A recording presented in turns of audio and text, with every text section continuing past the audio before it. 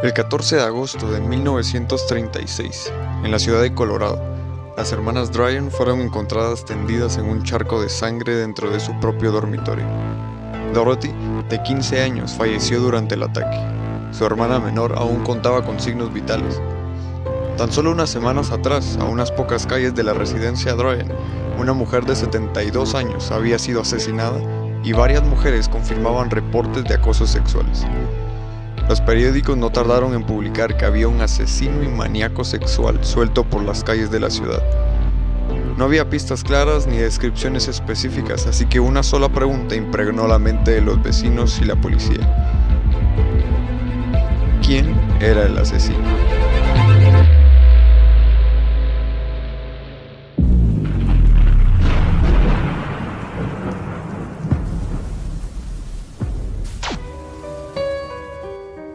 Después de los acontecimientos, era más que claro que un asesino y maníaco sexual andaba suelto por las calles de la ciudad. Dorothy Dryan se había encontrado muerta al lado de su hermana, y los Dryan, que eran una familia rica, empezaron a presionar a los agentes de policía, específicamente al sheriff George Carroll, para que encontrara al asesino de Dorothy. El sheriff debía encontrar al culpable o culpar a alguien. Y eso lo tenía claro. 12 días después de los acontecimientos, arrestaron a un joven de 21 años llamado Joe Arridy. La razón inicial de su arresto fue por infringir la ley de vagos y maleantes al dormir cerca de las vías del tren. Joe era un joven más que inocente. Su único delito fue dormir en la calle y padecer un retraso mental que lo colocaba en la posición de un niño de 6 años. Cuando Joe era pequeño, solía tener problemas en la escuela. Sus padres, sin mayores recursos y un nuevo hijo que atender, dejaron que Joe creciera prácticamente solo. Él, con 21 años, pero la capacidad mental de un niño de 6, había viajado en tren hasta Colorado, y al llegar ahí, había decidido quedarse cerca de las vías del tren. Y es que él amaba los trenes, le encantaban. Joe fue llevado a la jefatura. Parecía que no tenía nada que ver con los asesinatos, pero el sheriff George Carroll lo sometió a un interrogatorio. Recordemos que un niño de 6 años no podría ser muy coherente ni tomar tan en serio las cosas como para recordar que podían condenarlo según lo que respondiese. Y eso fue exactamente lo que sucedió. Las respuestas de Joe tenían muchas incoherencias lógicas debido a su estado, pero en su confusión y manipulación por parte de la policía, Joe había confesado que él era el autor de los crímenes. Y listo, el sheriff ya tenía un culpable, sin importar si realmente lo fuera. Joe fue arrestado ahora por homicidio y violación. Se le mantuvo preso y se inició el proceso de su condena. Mientras estuvo en la cárcel, los internos conocían su discapacidad y sabían que él era inocente, así que lo trataban bien y jugaban con él. Joe tenía un tren de juguete con el cual disfrutaba jugar. Así pasaron algunos años hasta que llegó el día. Como último deseo, pidió comer helado, tanto que no lo pudo acabar y prefirió guardarlo para después. Un par de guardias lo tomaron para llevarlo a la cámara de gas, pero antes de eso, Joe le regaló su tren a uno de los presos y luego caminó con mucha felicidad por el corredor de la muerte, hasta llegar a aquel cuarto oscuro sin saber bien qué era lo que pasaba. Y así, el 6 de enero de 1939, Joe Arridy murió amarrado de pies y manos en una cámara de gas. Murió para pagar un delito que no había cometido. Un delito del que nunca se enteró. Este caso me recuerda a una película del 2019 llamada Milagro en la celda 7, en donde también un joven con ciertas discapacidades mentales es acusado por un crimen que no había cometido. Y así como esta película o esta historia, hay muchos otros casos de personas que pagaron injustamente por crímenes que no habían cometido. Quizá no todos pagaron con sus vidas, pero varios pagaron con 5, 10, 20, 30 o 50 años de prisión. Esto es a lo que muchos llaman el dilema del prisionero inocente. Lo interesante es que el dilema del prisionero inocente no le pasa a ciertas personas nada más, nos ha pasado a muchos.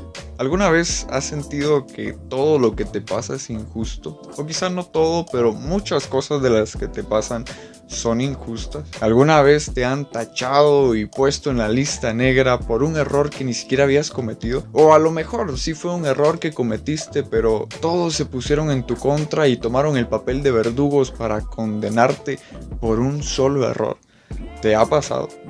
Otra pregunta, ¿alguna vez has condenado a alguien más por un error que haya cometido? Y quiero hacer énfasis en estas dos preguntas, en cómo nos sentimos y en cómo hemos hecho sentir a los demás, porque vivimos en una sociedad bastante victimista, en donde todo se trata acerca de lo que me hicieron a mí, pero no siempre nos ponemos a pensar en lo que nosotros hemos hecho, o en cómo hemos hecho sentir a las demás personas o a ciertas personas. Así que hoy no vengo a hablarte de que debes perdonar a los que te hicieron mal y que debes sanar tu dolido corazón.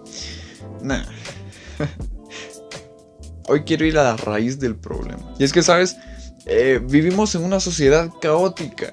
Una sociedad en donde los padres le hacen daño a sus hijos, los hijos le hacen daño a sus padres, los hermanos se guardan rencor, los amigos se traicionan, las parejas se son infieles. Una sociedad caótica.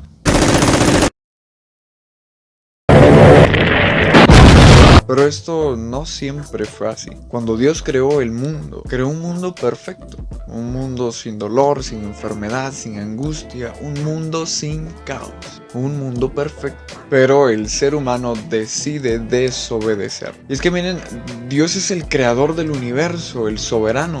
Tiene todo el derecho de poner las reglas que se le plazcan. Pero el ser humano, en su lucha por el yo y en su lucha por el hacer lo que yo quiero hacer, termina desobedeciendo y abriéndole las puertas al caos, al pecado. Ahora, si yo nazco en Guatemala, por pura genética, nazco alto, canchito, blanco, de ojo azul.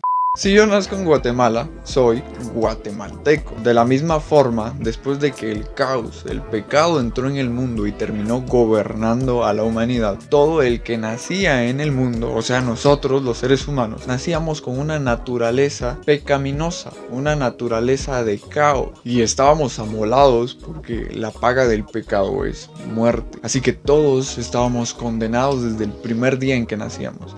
La única forma de que fuéramos libres era que alguien pagara nuestra fianza. Pero este alguien debía cumplir con dos requisitos. Primero, debía ser alguien perfecto, alguien que jamás haya pecado, lo cual era imposible porque todos nacíamos pecadores desde el primer día. Y segundo, ese alguien perfecto debía pagar con sangre, con su sangre. Ya vas captando más o menos por dónde voy, ¿va?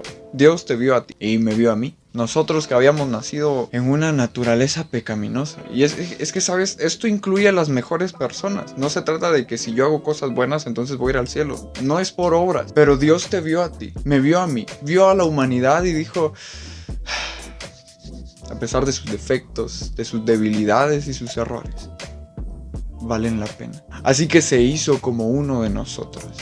Y como no fue concebido de forma humana, sino de forma divina, no nació bajo nuestra misma naturaleza pecaminosa, sino que al contrario, nació siendo perfecto y vivió una vida perfecta. Y cuando el tiempo se cumplió, su cuerpo fue molido, su espalda fue destrozada, su sangre corrió hasta dejar la última gota caer para pagar el precio por mis pecados y por los tuyos. Otro inocente que murió por un delito que no cometió. Pero Jesús no murió porque lo condenaron injustamente y él ni siquiera se enteró y él no pudo defenderse, no.